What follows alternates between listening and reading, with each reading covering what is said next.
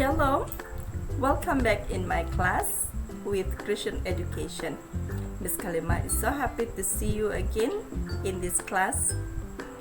Before we start our lesson today, let's start with prayer. Let's pray together.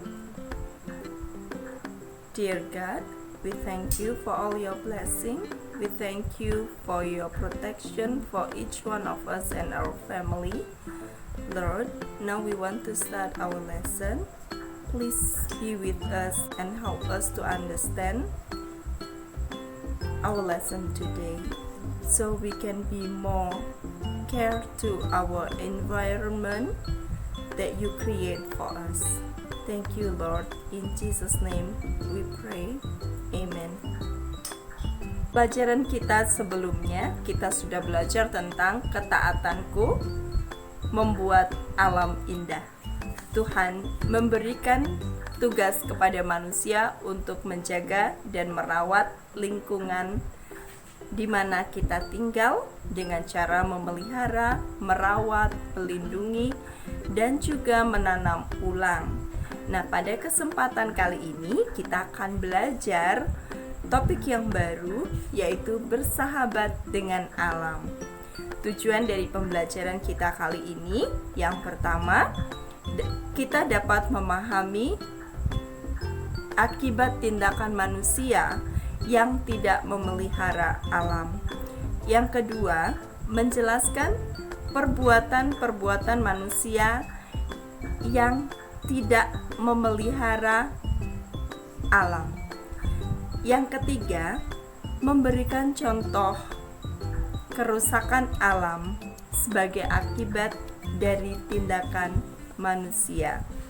Yang keempat, kita dapat menunjukkan perbuatan atau tindakan memelihara alam ciptaan Tuhan di sekeliling kita. Terjadinya banjir, tanah longsor disebabkan oleh kelalaian manusia. Manusia membuat pembangunan hotel, pembangunan perumahan-perumahan dengan menebang hutan. Mereka lupa bahwa pohon merupakan bagian yang sangat penting. Pohon dapat menahan air ketika hujan turun. Ketika pohon-pohon itu ditebang, maka tidak ada lagi yang dapat menahan air, sehingga terjadilah tanah longsor dan juga banjir. Dan juga kelalaian manusia yang tidak bertanggung jawab dengan membuang sampah sembarangan, sehingga mengakibatkan selokan-selokan tersumbat, sehingga terjadilah banjir, air yang meluap di daerah perumahan. Nah, ketika terjadi banjir dan yang disebabkan oleh karena sampah, maka akan mengakibatkan banyak sumber penyakit. Kelalaian manusia terhadap alam semesta merupakan perbuatan yang tidak bertanggung jawab. Manusia tidak lagi bersahabat dengan alam karena kepentingan dirinya sendiri. Manusia menjadi serakah karena ingin menguasai alam. Dalam Mazmur pasal 8, Tuhan menciptakan dunia dan segala isinya. Tuhan yang mengatur dan Tuhan yang menempatkan bagian-bagian tepat pada tempatnya, seperti menempatkan matahari, menempatkan bulan, dan juga menempatkan bintang-bintang. Ia juga menciptakan hewan dan tumbuh-tumbuhan. Kemudian Tuhan menciptakan manusia, dan manusia diberikan kuasa untuk mengelola alam ciptaan Tuhan. Apa artinya berkuasa? Berkuasa artinya bertanggung jawab atas alam ciptaan Tuhan. Manusia diberikan kuasa untuk menjaga, merawat agar pohon-pohon tetap berdiri tegak, hewan-hewan tetap terpelihara, sungai dapat mengalir dengan bersih,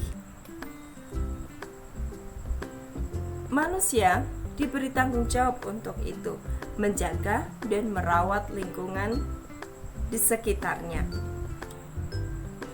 Berkuasa bukan untuk menguasai untuk kepentingan dirinya sendiri, tetapi agar ciptaan Tuhan tetap terpelihara dan tetap ada keberlangsungan kehidupan dengan baik. Apa akibatnya jika manusia lalai dengan tanggung jawabnya? Maka yang terjadi adalah banjir, tanah longsor, dan manusia tidak lagi bersahabat dengan alam. Allah memberikan kuasa kepada manusia agar manusia bersahabat dengan alam. Manusia mengasihi ciptaan Allah yang lainnya. Allah menciptakan alam semesta ini sebagai bukti kasih Allah kepada manusia, maka manusia juga harus mengasihi alam ciptaan yang lainnya. Bagaimana caranya agar kita dapat melestarikan alam dengan baik?